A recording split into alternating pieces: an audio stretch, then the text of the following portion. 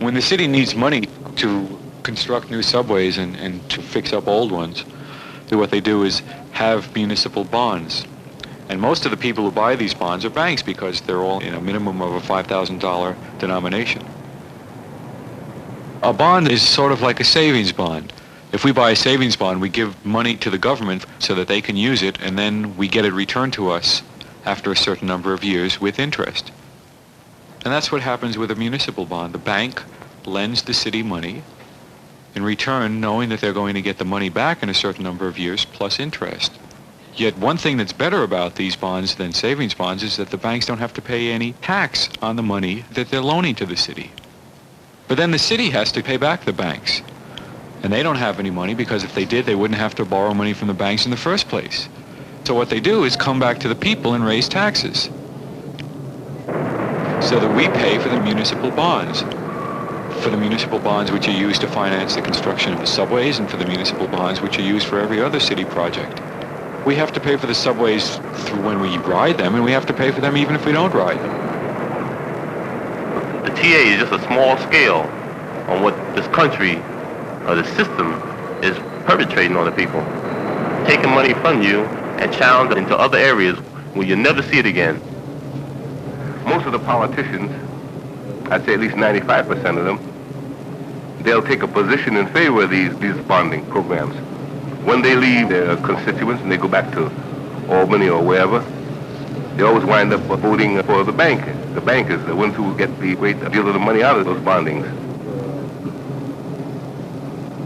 The reason that they charge so much money to ride the subways is that they have to spend so much on interest, which they have to pay back to the banks which lent them the money in the first place.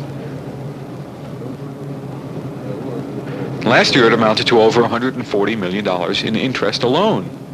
That's $140 million more that the Transit Authority would have had to maintain the subways. We've been paying enough interest to buy the subways twice, and we still haven't begun to pay back the original loan.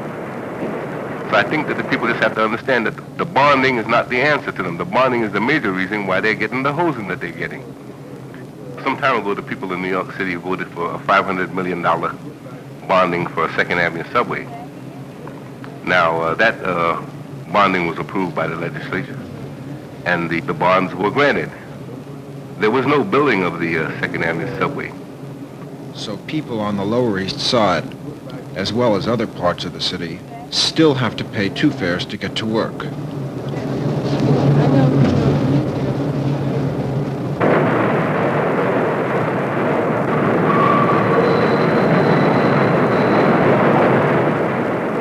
According to the law which set up the Transit Authority repairs old cars while the city must buy new ones. The Transit Authority, however, does not repair the old cars in order to save money. Then the city has to buy new ones, and they get the money to do that by raising taxes. I work for cars and shops and the repairs. The Transit Authority fails to do this preventive maintenance that we had once before. Don't want to fix the old ones, and they're using the very little stock that they have in hand. They're stripping other cars in the yard to replace this. They wait until a train is no longer capable of moving, practically. They'll send that train out as long as it can move. You're lucky to go to the end of the ride. I don't have my wife and kids ride those trains. They're unsafe. I don't like to ride them myself. And the crews don't want to take these trains, but we have to take these trains as it is. But then we pull into a station, what happens? The door hangs up. Now I have to take at least 5 minutes to go find that door. Meanwhile, service is starting to back up behind me.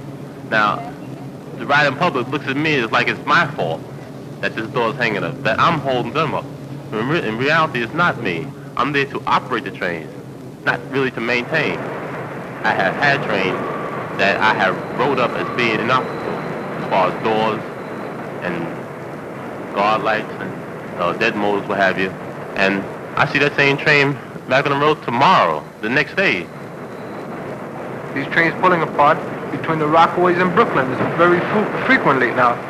And there's more people getting hurt every day.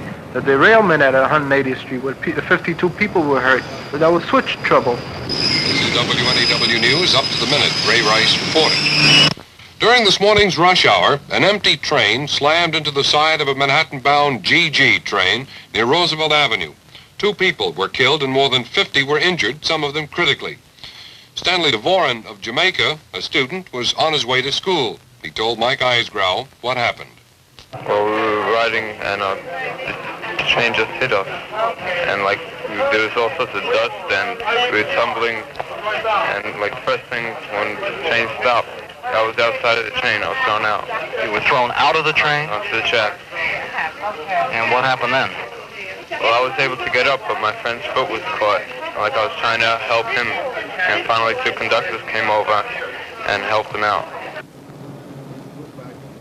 As usual, the TA is laying the blame on a worker, not their poor equipment. And they'll probably get away with it because the motorman is black.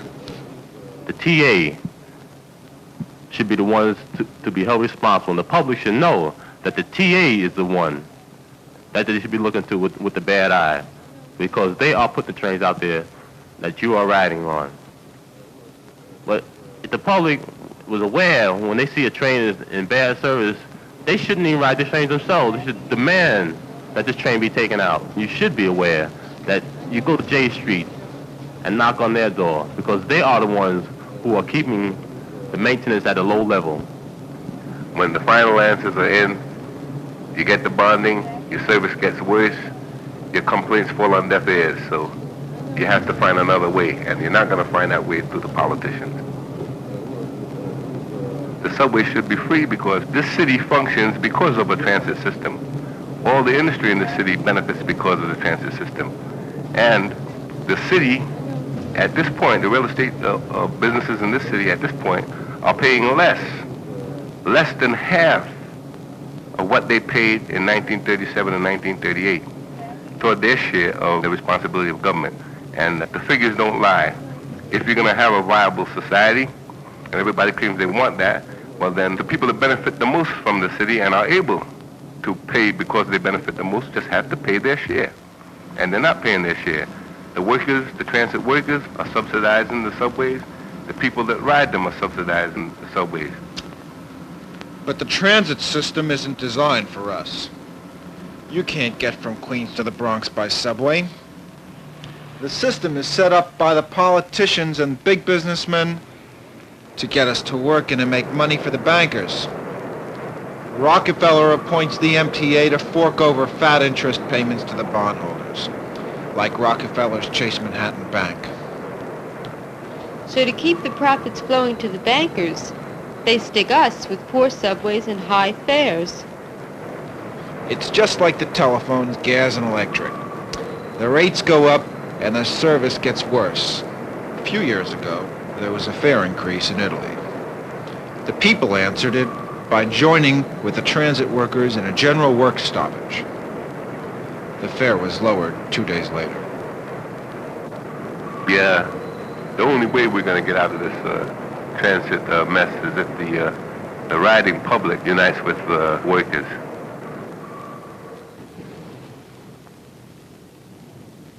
I mean, we're the ones who have to start thinking about ourselves.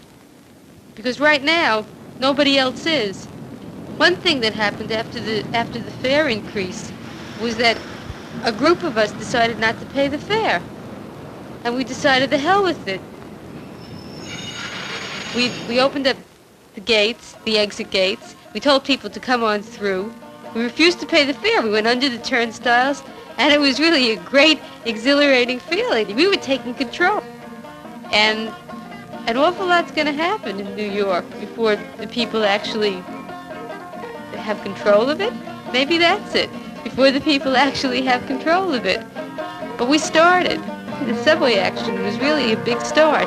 New York want to know who wrecked our subway trains, the ones we thought that ran so well, and now who can we blame? We want to know who raised the fare way up to 30 cents, cause what it cost to ride each year would pay for 3 months' rent. But now we're up against it and we've got to raise around. Of all the times I've ever seen, we're sure up against it now. The only thing that we can do is do the best we can and fight to put the subways into the people's hands. Now I could be a banker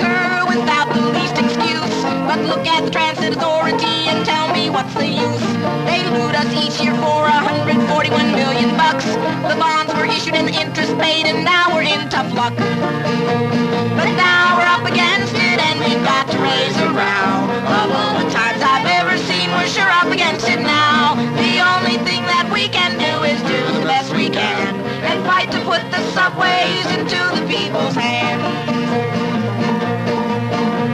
The big shots blame the workers and cry to you and me, while they dish out the interest completely tax-free. They soaked up all the profits till they didn't do so well. They pretended to sell us back the trains and subways went to hell.